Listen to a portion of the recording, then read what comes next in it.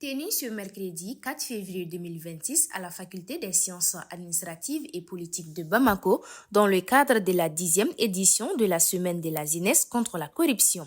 La rencontre intergénérationnelle a rassemblé des étudiants, membres des organisations de la société civile.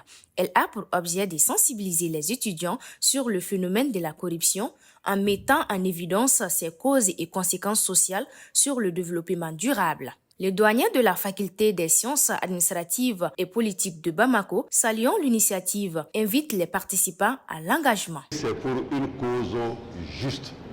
Vous êtes chez vous et que tout ce qu'on va dire ici, vous allez être des apôtres pour transmettre, pour l'éradication de ce fléau qui mine le développement du Mali et au-delà. Pour la présidente de la communauté de pratique en matière de lutte contre la corruption, CPLC, l'initiatrice de la semaine de la jeunesse contre la corruption, le début de l'initiative n'a pas été facile. Le processus suivi par son organisation a abouti à des résultats concrets et donne un avenir international à la semaine. Au tout début, quand on commençait, on avait du mal à mobiliser les citoyens autour de cette problématique.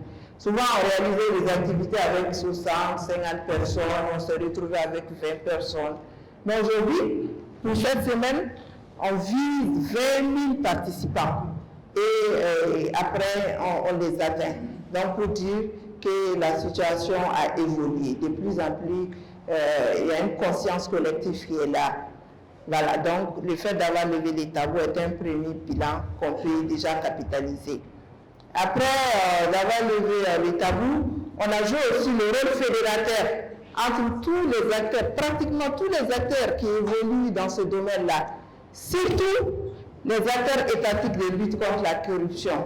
C'est grâce à nos activités, on a réalisé des activités au cours desquelles on a mis tous les acteurs étatiques autour de la même table de discussion. Donc les acteurs étatiques de lutte contre la corruption, les organisations de la société civile et d'autres acteurs, les universitaires, on s'est retrouvés sur la même table pour discuter, dégager des pistes de solutions pour une lutte plus efficace et efficiente contre la corruption.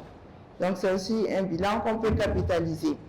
Il y a eu aussi même les réformes qui sont en cours, les réformes dans le domaine de la lutte contre la corruption à travers la création de nouvelles structures. L'agence de recouvrement des avoirs saisis ou confisqués.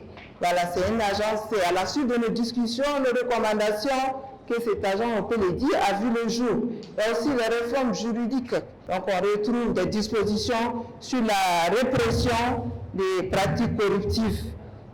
Ça, c'est aussi grâce à nos actions, parce que nous, on a réalisé beaucoup d'activités avec les acteurs du système judiciaire.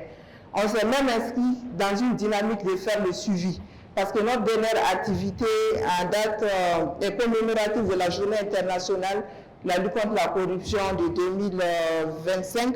C'était sur les réformes juridiques en matière de lutte contre la corruption. Et ça, c'est à notre actif.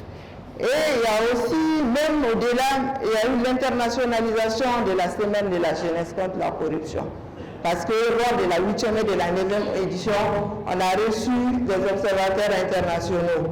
Ils sont venus s'inspirer de ce que nous faisons. L'histoire retiendra quand même que c'est une idée qui est venue du Mali. Il a même été question de créer une semaine de lutte contre la corruption sur le plan régional.